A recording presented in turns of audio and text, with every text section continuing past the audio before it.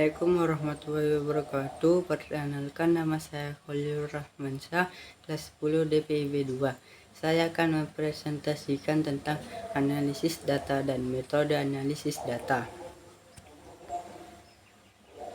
A. Konsep dan jenis analisis data. 1. Pengertian analisis data. Data merupakan sekumpulan fakta, kejadian, atau objek yang dapat dilihat, diukur, dan disimpan dalam format tertentu. 2. Jenis data. Karakteristik data dapat diambil, diukur, dihitung, dan dianalisis dapat diklasifikasikan menjadi beberapa tipe, antara lain sebagai berikut. A. Berdasarkan sifatnya. Berdasarkan sifatnya, data dapat dibedakan menjadi dua, yaitu sebagai berikut.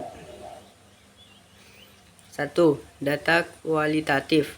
Data kualitatif merupakan representasi dari konsep data sebagai penerjemah data mentah atau belum diolah ke dalam format uraian, deskripsi, atau eksplanasi.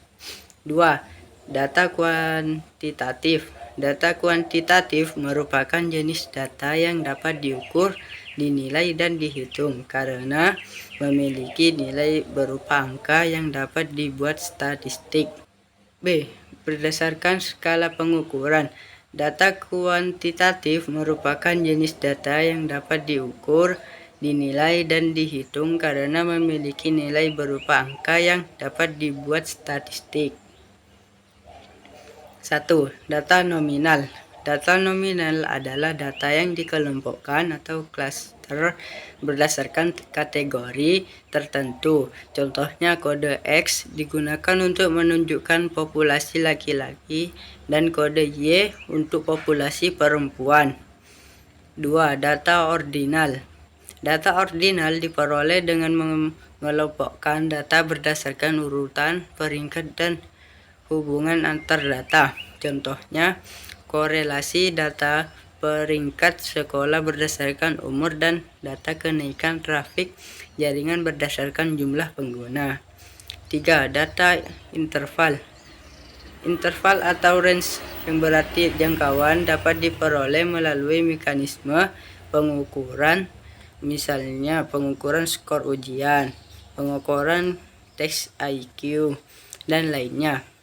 4. Rasio. Data rasio. Data rasio diperoleh dari hasil pengukuran seperti skala, jarak, panjang, dan lainnya.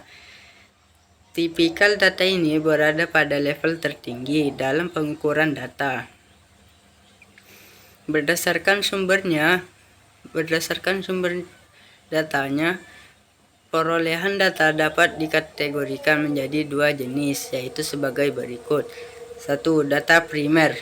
Pengambilan data primer dilakukan secara langsung pada objek penelitian, misalnya melalui interview dan kuesioner pada individu, organisasi, konsumen, dan lainnya.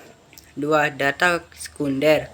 Pengambilan data sekunder dilakukan secara tidak langsung, misalnya berdasarkan referensi jurnal dan data penelitian terdahulu. D. Berdasarkan bentuk dan penyimpanannya. Berdasarkan bentuk dan model penyimpanannya, data dapat dibedakan menjadi dua tipe, yaitu sebagai berikut. 1. Data analog. Data analog merupakan data yang dibawa oleh sinyal dalam bentuk gelombang kontinu berdasarkan frekuensi dan amplitudo. 2. Data digital. Data digital memiliki format dalam pulsa listrik dengan besaran 0 dan 1, high voltage dan low voltage, yang dikenal dengan istilah sinyal diskret. B. Metode analisis data. 1. Analisis deskriptif. Metode analisis deskriptif biasanya ditampilkan dalam model visual seperti gambar, grafik, laporan, dan angka yang sering dimanfaatkan untuk menggambarkan kinerja bisnis atau proses kerja yang dapat digunakan untuk menentukan kebijakan selanjutnya. 2. Analisis diagnostik. Metode analisis diagnostik sering digunakan untuk menjelaskan, memberikan pemahaman, dan memodelkan kejadian sehingga mampu memberikan informasi tentang sebab akibat dari suatu peristiwa. Analisis prediktif. Metode analisis prediktif dilakukan dengan mengambil nilai data terdahulu atau historis sebagai data awal untuk machine learning dalam rangka menentukan pola atau simpul masalah. 4. Analisis preskriptif. Metode analisis preskriptif mempelajari pola dan tren data yang diambil dalam sebuah penelitian untuk memberikan rujukan atau rekomendasi dalam upaya menjelaskan dan menguraikan potensi implikasi setiap permasalahan. 5. Analisis inferensial. Metode analisis inferensial dilakukan berdasarkan data statistika yang akan mengambil simpulan secara umum. Sekian presentasi dari saya, kurang lebihnya mohon maaf. Wassalamualaikum warahmatullahi wabarakatuh.